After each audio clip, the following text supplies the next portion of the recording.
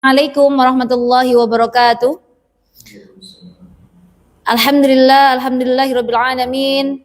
Wassalatu wassalamu ala asyrafil anbiya'i wal mursalin wa ala alihi washabbihi ajmain, amma ba'du. Asyhadu an la ilaha illallah wa asyhadu anna Muhammadar Rasulullah. Rabbi shrah li sadri wa yassir li amri wahlul 'uqdatam min lisani yafqahu qawli, amma ba'du. Sahabat ilmu, pertama-tama marilah kita panjatkan puja dan puji syukur kita kehadirat Allah Subhanahu wa taala karena berkat rahmat, taufik serta hidayahnya, alhamdulillah di pagi hari ini kita bisa berkumpul lagi di majelis ilmu ini insyaallah dalam rahmat dan lindungan Allah. Amin amin ya rabbal alamin. Kedua kalinya ucapan Allahumma sholli ala sayyidina Muhammad tetap tercurahkan kepada junjungan kita Nabi besar Muhammad sallallahu alaihi wasallam, karena beliaulah yang telah menunjukkan kita semuanya dari zaman kegelapan menuju zaman yang terang benderang sehingga kita bisa menikmati indahnya iman dan Islam. Baik sahabat ilmu, selanjutnya sebelum kita mulai materi kita pagi hari ini, alangkah baiknya kita membaca suratul Fatihah. Semoga apa yang kita pelajari hari ini, apa yang kita baca hari ini bisa membawakan manfaat untuk kita semuanya. Ala hadhihi al-Fatihah. A'udzu billahi minasy syaithanir rajim. Bismillahirrahmanirrahim. Alhamdulillahi rabbil alamin. Ar-Rahmanir Rahim. Maliki yaumiddin. Iyyaka na'budu wa iyyaka nasta'in. Ihdinas shiratal mustaqim.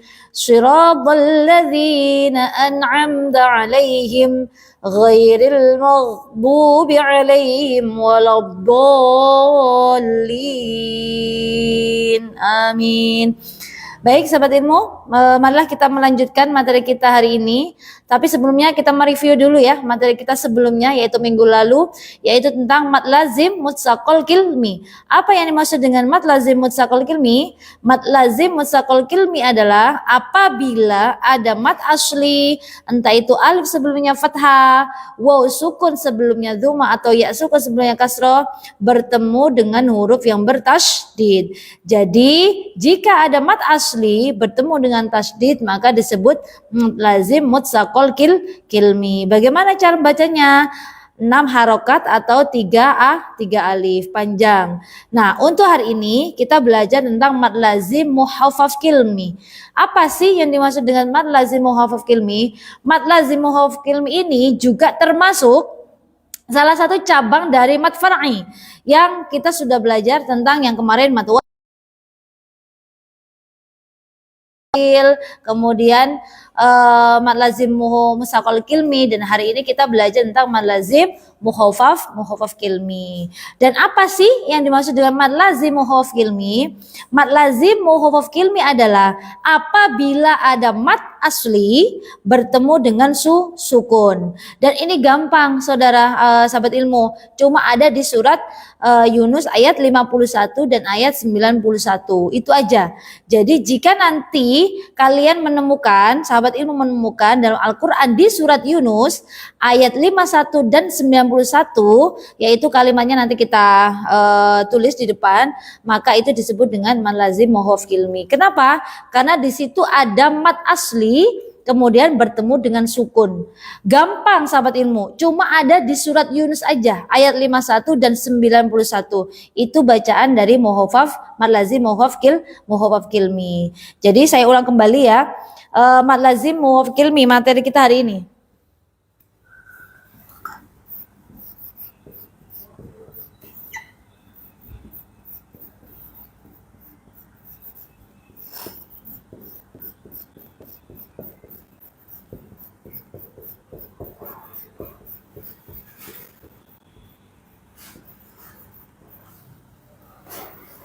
Nah, apa yang dimaksud dengan mad lazim muhaffaf kilmi? Seperti biasa, mad far'i itu berawal dari mad asli. Masih ingat ya, mad asli kemarin hurufnya apa aja? Jika kita ingin memahami lebih paham lagi, lebih detail lagi, kita harus benar-benar memahami tentang mad asli ini yang 3 ini. Makanya saya selalu mengulang-ulang kembali huruf mad asli harus benar-benar di luar kepala. Apa aja? Yaitu alif sebelumnya fathah, kemudian waw sukun sebelumnya dhamma, kemudian ya sukun sebelumnya kasroh. Ini itu udah pasti berpasangan ya. Ini namanya mad asli. Sebelum kita memahami mad far'i cabangnya yang banyak, maka kita harus betul-betul memahami huruf 3 ini, mad asli ini. Kalau kita sudah paham tentang ini secara mendalam, gampang untuk memahami mad far'i yang lainnya. Jadi untuk hari ini kita belajar mad lazim muhaf kilmi. Saya ulang kembali, apa yang dimaksud dengan mad lazim muhaf kilmi? Apabila ada mad asli. Nah, ini mad asli bertemu dengan sukun. Apabila ada mad asli bertemu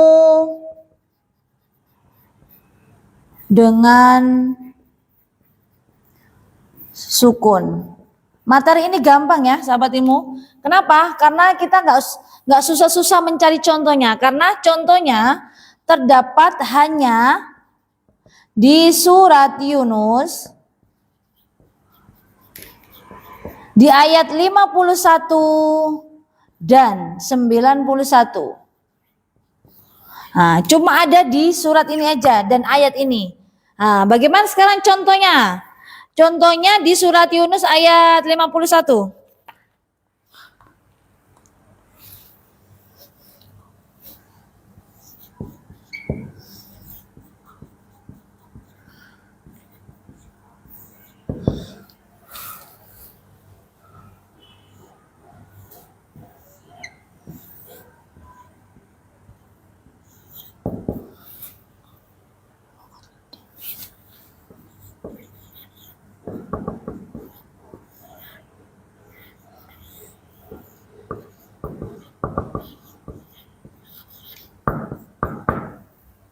Nah, ini kalimatnya. Contoh dari mad lazim muhaf kilmi itu ini. Nah, sekarang kita cari dulu. Mana mad aslinya? Nah, ini mad aslinya. Ini adalah mad asli ya. Al-ana mad asli. Nah, mana sukunnya ini? Jadi jika ada mad asli bertemu dengan sukun, maka disebut mad lazim muhafaf kilmi ya. Kalimatnya cuma ada ini aja sahabat ilmu. Jadi gampang untuk menentukan mana mad lazim muhafaf kilmi itu gampang. Tidak ada di surat lain kecuali di surat Yunus ayat 51 dan 91. Nah, yang ini contoh yang pertama ini adalah surat Yunus ayat 51. Bagaimana cara bacanya? Perhatikan, 6 harokat atau 3 alif. Al-ana. Saya ulang kembali. Al-ana.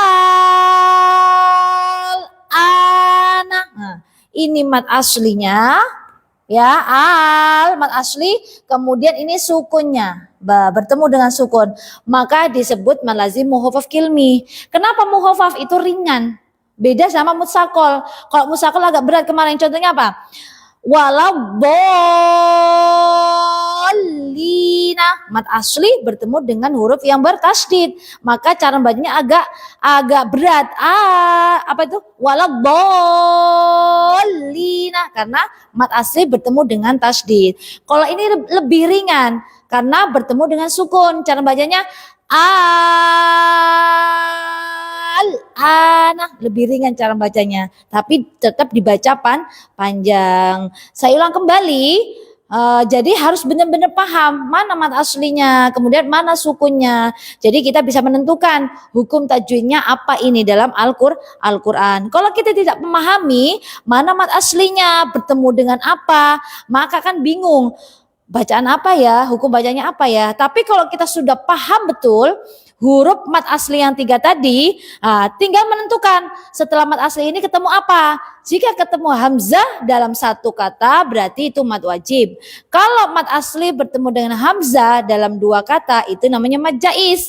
Kalau ada mad asli bertemu dengan tasydid maka mad lazim mutsaqal kilmi. Nah, kalau sekarang mad asli bertemu dengan sukun maka disebut mad lazim mukhafaf kilmi, seperti itu. Jadi sahabat ilmu, saya tekankan kembali harus benar-benar paham tentang huruf-huruf mad asli ini.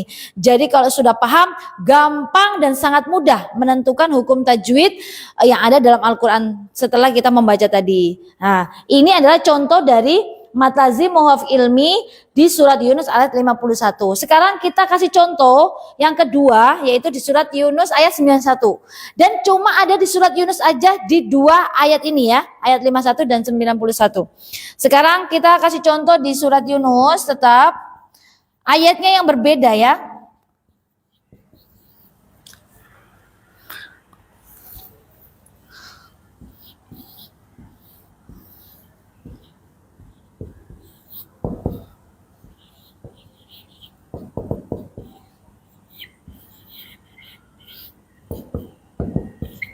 Nah, mana mad aslinya di sini? Kalimatnya ini ya.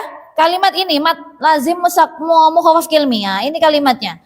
Sekarang kita menentukan mana mad aslinya. Nah, ini mad aslinya ya.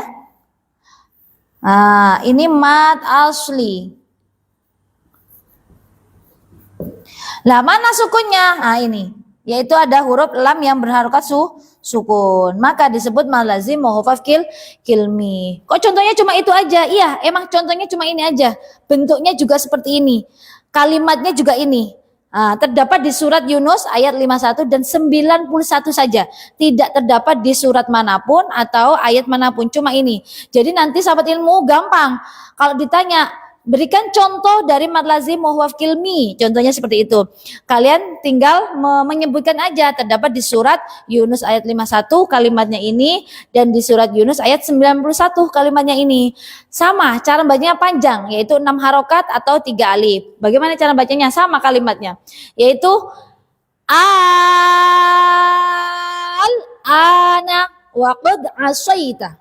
Nah, kalau yang belakangnya kan berbeda ya, kalimatnya yang berbeda itu belakangnya sama depannya. Tapi kalimat untuk mad lazim mukhafaf kilmi itu sama seperti ini, ya. Jadi saya ulang kembali, mad lazim mukhafaf kilmi adalah apabila ada mad asli bertemu dengan sukun. Seperti itu, gampang kok. Insya Allah ini materi gampang. Cuma saya selalu ingatkan kembali, ulang-ulang kembali huruf mad asli itu apa aja, ketemu ini itu hukum tajwidnya apa, jika ketemu tasydid hukumnya apa, jika ketemu sukun apa gitu. Jadi kita harus benar-benar paham tentang mad asli ini. Saya ulang kembali, review kembali materi kita. Hari ini kita belajar tentang salah satu dari cabang mad far'i yaitu mad lazim mukhafaf kilmi. Yaitu apa artinya? Apabila ada mad asli bertemu dengan sukun. Mad aslinya ini yaitu alif sebelumnya fathah, waw sukun sebelumnya dzumma, kemudian ya sukun sebelumnya kasro ya. Ini namanya mad asli bertemu dengan sukun, maka disebut dengan mad lazim mukhafaf kilmi. Contohnya cuma ada di surat Yunus saja. Di ayat 51 dan 91. Jadi jangan bingung, jangan mencari di surat lain atau ayat lain. Cuma ada di surat Yunus ayat 51 dan 91 ini ya. Kalau bacaan yang lain itu banyak dalam Al-Qur'an. Contohnya mad wajib mutasil, mad jaiz munfasil, mad lazim mutsaqal kilmi itu banyak di berbagai surat, bahkan di berbagai ayat itu banyak sekali ya. Tapi khusus di mad lazim mukhafaf kilmi ini terdapat di surat Yunus ayat 51 dan 91. Dan gampangnya adalah kalimatnya ya itu aja, ini aja kalimatnya sama ya. Ana itu aja. Jadi gampang ya sahabat ilmu. Ya mungkin ini aja yang bisa saya sampaikan untuk materi ini ya. Jadi saya harap apa yang kita sudah pelajari hari ini udah ada 4 cabang dari mad far'i. Saya ulang, apa aja? Mad wajib mutasil, kemudian mad jaiz munfasil, yang ketiga kemarin mad lazim mutsaqal kilmi, dan yang keempat hari ini adalah mad lazim mukhafaf kilmi. Jadi cabang mad far'i kita sudah belajar 4. Nanti selanjutnya kita akan belajar kembali di minggu depan ya.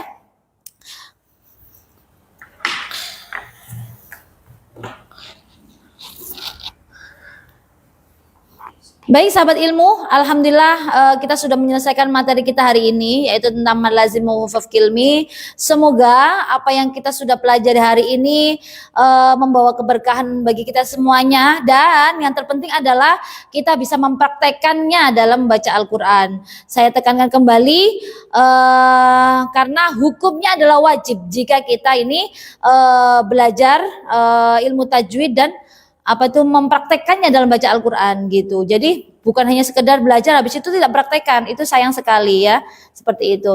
Baik sahabat ilmu, kami di sini adalah yayasan sosial yang bergerak di bidang sosial, kemudian kemasyarakatan. Bagi ayah bunda atau saudara semuanya sahabat ilmu, jika ada kelonggaran kelebihan rezeki bisa berdonasi di yayasan kami, yaitu Yayasan Qalbun Salim.